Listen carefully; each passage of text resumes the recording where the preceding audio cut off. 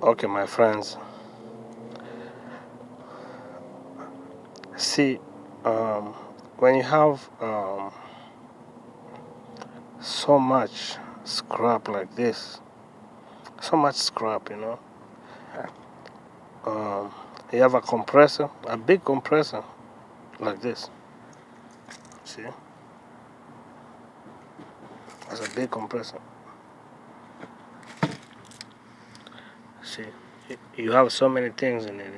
You have, um, I tell you, take your time. Don't scrap the whole thing. Just take your time. Look at it. Break it down. Just break it down. Break it down, and you'll see.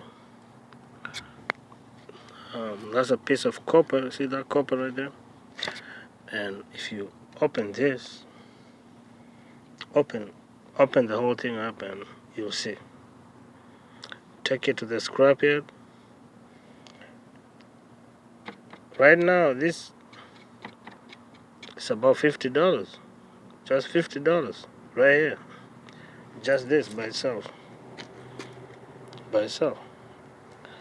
I mean, I'm not 100% sure, but I'm saying if you break it down and everything, $50. Break down that a little more. But the key to the key to do scrapping is patience. Patience.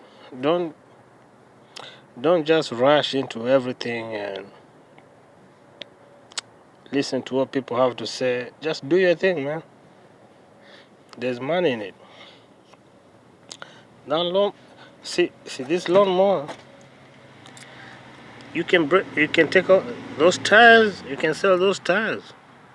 You can break it down. You can sell for parts. Sell parts. But the key is patience.